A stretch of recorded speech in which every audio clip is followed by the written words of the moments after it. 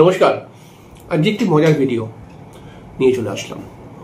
পঞ্চম পতির তৃতীয় ঘরের মধ্যে লুকিয়ে রয়েছে আপনার ভাগ্য উন্নতি করার রহস্য, ভাগ্য উন্নতি করার শক্তি। বিষয়টা শুনতে কেমন লাগলো, কিন্তু হ্যাঁ, এই বিষয়টা ঠিক, আমি ঠিকই বলছি। পঞ্চম ঘর আমাদের অত্যন্ত একটি গুরুত্বপূর্ণ ঘর এবং পঞ্চম ঘরকে কৃতিত্ব করে পঞ্চম ঘরের যে পাওয়ার রয়েছে পঞ্চম পতির উপরে। এই জন্য পঞ্চম পতি গ্রহটি পঞ্চম ভাবটাকে পুরোপুরি নিয়ন্ত্রণ করছে। আর এই পঞ্চম ভাবটি নবমের নবম ভাব, আর নবমের নবম ভাব পঞ্চম ভাবটি, এবং নবমের নবম ভাব মানে পঞ্চম ঘর। নবম থেকে আমরা ভাগ্য বিচার করি, ভাগ্যের মানে নবমের নবম ভাবাত ভাবম নিয়মে যদি আমরা চলে আসি, তাহলে নবমের নবম হচ্ছে কি পঞ্চম, আর পঞ্চম ঘরের কৃতিত্ব করে পঞ্চমপতি। তাহলে আপনি দেখুন আপনার জন্মছকের মধ্যে পঞ্চমপতি গ্রহটি কোথায় বসে আছে। হ্যাঁ, পঞ্চমপতি গ্রহটি কোথায় বসে আছে। পঞ্চমপতি গ্রহটি খুব ইন্টারেস্টিং একটি গ্রহ। প্রথমে পঞ্চম ঘর থেকে আমরা কি কি বিচার করি বলে দিই। পঞ্চম ঘর থেকে আলটিমেটলি আমরা বুদ্ধি, সন্তান, এডুকেশন, প্রেম, তারপরে হচ্ছে আধ্যাত্মিক পাওয়ার বা আমরা কি বলবো ইষ্ট দেবদেবী, আবার ভাগ্য বিচার করি। যেহেতু এটি নবমের নবম, পঞ্চমপতি গ্রহটি এই প্রত্যেকটি বিষয়কে কন্ট্রোল করে। পঞ্চমপতির অবস্থা থেকে আমরা বলতে পারবো যে একজন জাতকের বুদ্ধি কতটা, একজন জাতকের সন্তান হবে কি হবে না, একজন জাতকের প্রেম হবে কি হবে না, একজন জাতক লটারিতে পয়সা পাবে কি পাবে না, একজন জাতকের এডুকেশন হবে কি হবে না। কিন্তু যখনই আমরা ভাগ্যের জায়গায় চলে আসছি, তখন এই পঞ্চমপতি থেকে যেমন আমরা ভাগ্যের স্ট্রেংথ দেখে নেব, ভাগ্যের অবস্থাটা বুঝে যাব, কিন্তু ভাগ্য দুরকম ভাবে একটা মানুষের জীবনে আসে। একটা হচ্ছে পঞ্চম ঘর থেকে আমরা ইষ্ট দেবদেবী বিচার করি। হ্যাঁ, পঞ্চম ঘর থেকে আমরা ইষ্ট দেবদেবী বিচার করি। এবারে পঞ্চম ঘর থেকে আমরা এটা বুঝতে পারি যে সেই জাতক যে ভাগ্য, একজন মানুষের ভাগ্যকে যদি আমরা ভালো করে ফলো করি বা দেখি বা ভাগ্যকে নিয়ে ভাবি, তখন ভাগ্য দুটি ভাবে তৈরি হতে পারে। একটা হচ্ছে ভগবান বা পূর্বজন্মের কর্মফল থেকে তার ভাগ্য এসছে, সে আলটিমেটলি ভাগ্য নিয়েই জন্মেছে। আর একজন পরিশ্রম করে ভাগ্যকে নির্মাণ করেছে। যারা ভগবানের আশীর্বাদে ভাগ্য নিয়েই জন্মেছে, তারা কিন্তু পঞ্চম ভাবটি তাদের নিশ্চয়ই ভালো হবে, কারণ পঞ্চম ভাবটির মধ্যে দেবদেবীর আশীর্বাদ রয়েছে, আর ওটা ভাগ্য ভাব। তাহলে ভাগ্য ভাবের মধ্যে দেবদেবীর আশীর্বাদ, তো দেবদেবীর আশীর্বাদ বা ভগবানের আশীর্বাদ রয়েছে। তো ভগবানের আশীর্বাদ অনুসারে পঞ্চম ভাবটা রয়েছে, যেহেতু ভাগ্য যেহেতু বলছি, তাই আমরা বলতে পারি যে পঞ্চম ভাবটা নির্ধারণ করে যে আপনি কতটা ভাগ্যবান, মানে কতটা পূর্বজন্মের কর্মফল থেকে ভালো ভাগ্য নিয়ে জন্মেছেন। আর একটা হচ্ছে কি, ভাগ্যকে আমি তৈরি করেছি পরিশ্রম করে। তাহলে কোনো মানুষ যদি সত্যিই ভাগ্যবান হয়, ভগবানের কাছ থেকে ভগবানের আশীর্বাদে ভাগ্য নিয়েই জন্মেছে এবং সে পরিশ্রম করেও আর একটা ভাগ্য তৈরি করেছে, তাহলে ভাগ্য ডেফিনেটলি তার জেগে যাবে। আর ভাগ্যের কোনো অংশ খালি থাকবে না, সবটাই জেগে যাবে। আবার যদি মনে করা যাক পঞ্চম ঘরটি অধিপতি খারাপ স্থানে বসে রয়েছে, নেগেটিভ হয়ে গেছে, পীড়িত হয়ে গেছে, তাহলে আমি বলবো কি ভাগ্য নিয়ে জন্মায়নি, মানে এর বিশেষ কোনো ভাগ্য নেই। মানে যেই ভাগ্যটাকে নেই অনেকে জন্মায় না, ভাগ্য করে জন্মেছে বলা হয় না আমরা, তো সেই মানুষটা জন্মায়নি, তাকে পরিশ্রম করেই করতে হবে। এই পরিশ্রম করে যখন করতে হবে, তখন এই ভাগ্যকে জাগাতে পারে পঞ্চমপতি যেখানে বসে রয়েছে তার তৃতীয় ঘরটি। পঞ্চম ঘরের তৃতীয় ঘর, কারণ এই তৃতীয় ঘর থেকে আমরা শক্তি বিচার করি। এই তৃতীয় ঘর থেকে আমরা আমাদের যাত্রা বিচার করি। যাত্রা মানে হচ্ছে যাত্রাপালা নয়, যাত্রা মানে হচ্ছে চলা। চলে আমরা পৌঁছে যেতে পারবো, মানে পৌঁছাবো কোন জায়গায়, এই এবং তার পৌঁছাবার জন্য যে সড়ক পড়বে সেই সড়কটা কিন্তু আমরা এই তৃতীয় ঘর থেকে বিচার করছি। তাহলে পঞ্চমপতি যেখানে বসে রয়েছে, এই পঞ্চমপতি থেকে যদি তৃতীয় ঘরে চলে আসি, তাহলে তৃতীয় ঘর যেটা পড়বে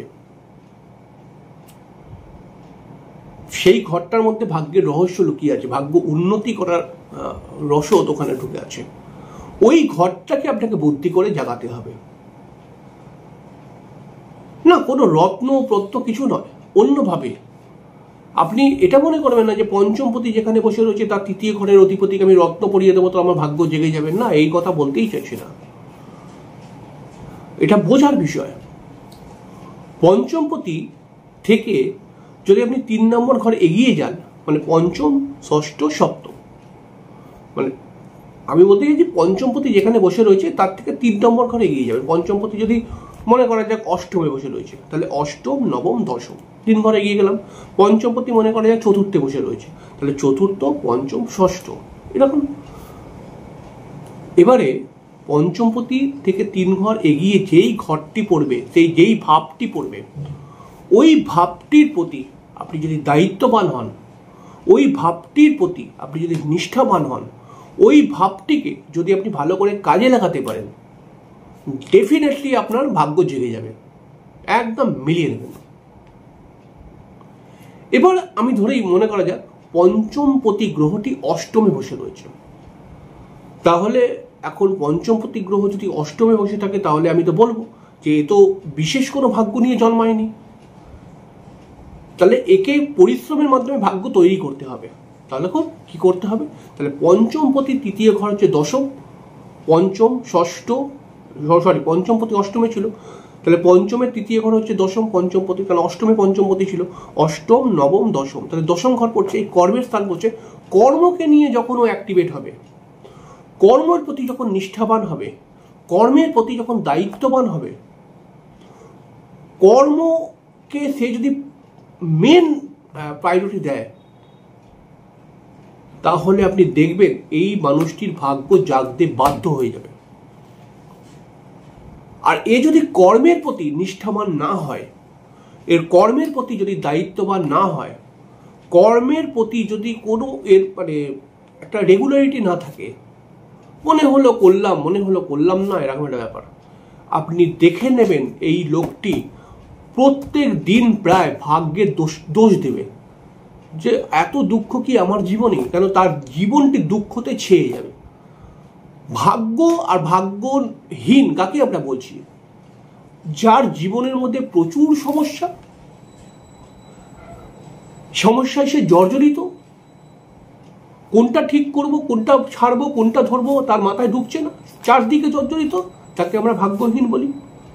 আর যেই মানুষটা জীবনে কোনো সমস্যাই নেই, রিল্যাক্স, সবসময় তার মুখ হাসি, কোনো টেনশনই দেখিনি কোনোদিন তার মধ্যে, অবভিয়াসলি সে ভাগ্যবান।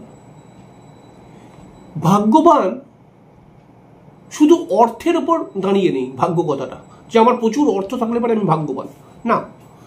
আপনি যদি শান্তি থাকে, সুখ থাকে, হাসি থাকে মুখের মধ্যে সবসময়, তখন আপনি ভাগ্যবান। কারণ এটা হচ্ছে মেন, আলটিমেটলি অর্থ দিয়ে এটাই আনবার চেষ্টা করা হচ্ছে।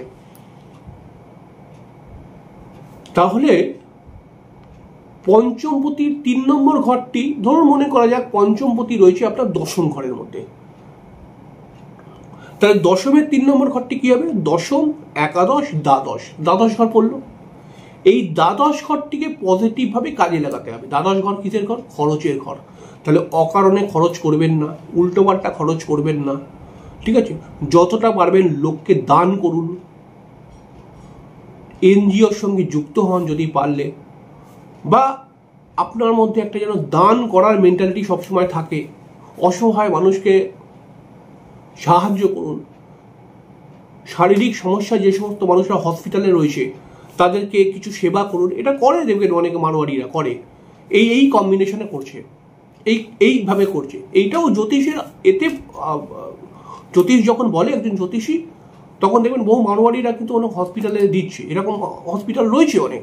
কারণ এটা সাউথ ইন্ডিয়ার যারা অ্যাস্ট্রোলজার রয়েছে তারা এই সমস্ত প্রতিকার করে দেয় এবং এটা ডেভেলপ করায়। তাহলে আপনিও করতে পারবেন। শুধু পঞ্চমপতি 3টে ঘর এগিয়ে যান, পঞ্চমপতিকে 1 ধরে, আর তারপরে ওই যে ঘরটি পড়বে ওখানে যদি কোনো গ্রহ বস থাকে তাহলে ওই গ্রহটির কারকত্বকে পজিটিভভাবে নিজের মধ্যে নিন এবং ওই ঘরটিকে পজিটিভভাবে কাজে লাগান। আপনি দেখুন 2 মাস 3 মাস করুন, আপনার ভাগ্য বড় বড় পোকরাজ পড়েও যখন হয়নি তখন এইটুখানি সামান্য করে হয়ে যাবে। বড় বড় স্টোন রেমেডি করেও যখন হয়নি, কবচ করে হয়নি, এইটুখানিতে হয়ে যাবে। এরকম কিছু। আর ওই গ্রহটিকে কাজে লাগাতে হবে পজিটিভভাবে। যেমন ধরুন আপনার পঞ্চমপতি যেখানে বসে রয়েছে তার 3 নম্বর ঘরে এগিয়ে গেলাম যখন, তখন দেখছি ওখানে বৃহস্পতি বসে রয়েছে।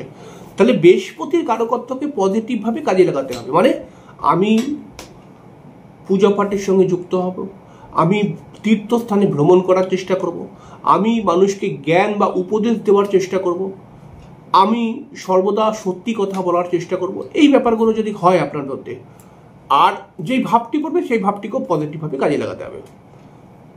যদি ধরুন মনে করা যাক ওখানে মঙ্গল রয়েছে, ধরো পঞ্চমপতি যেখানে বসে রয়েছে তার 3 নম্বর ঘরে এগিয়ে যদি যাই, আমি দেখছি কি সেখানে মঙ্গল বসে রয়েছে, তাহলে আমি কোনো পরিস্থিতির মধ্যেই মাথা গরম করব না, নিজেকে চুপচাপ রাখবো।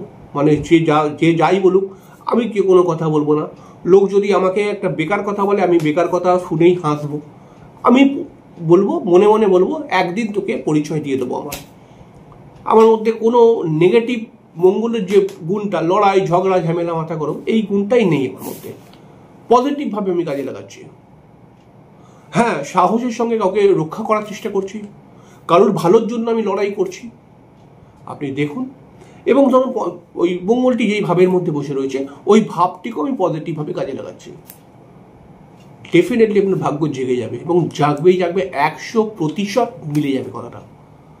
একবার খালি যদি আপনি মনে করা যাক 100টা লোক দেখছি আমার অনুষ্ঠান, মনে করা যাক একটি লোকও যদি চেষ্টা করে যে হ্যাঁ এই কথাটা বলছে এগুলো করে দেখি, তো আমার গ্যারেন্টি থাকবে তার ভাগ্য জাগতে বাধ্য। কারণ এটা প্রমাণিত সত্য। কারণ আমি যে সমস্ত আপনাকে কথা বলবো এগুলো যথেষ্ট প্রমাণ রয়েছে। সব প্রমাণ বইতে লেখা নেই, কিছু প্রমাণ হয় প্র্যাকটিক্যালি বুঝতে পারা যায়। হয়তো বইতে লেখা রয়েছে এটা অন্যভাবে, অন্য সূত্র, কিন্তু ওইটা প্র্যাকটিক্যালি যদি দেখেন বা বোঝেন তাহলে বিষয়টা একটু অন্যরকম। এই বিষয়টি আপনি কি আসলে বুঝতে পারলেন? আমি কি বলতে চাইলাম সেটাকে আপনি বুঝতে পেরেছেন? আপনার এই বিষয়কে নিয়ে কি মতামত রয়েছে অবশ্যই কমেন্ট বক্সে লিখে জানাবেন। কারণ আপনার প্রত্যেকটি কমেন্টস আমি পড়ি এবং পড়ে বোঝার চেষ্টা করি।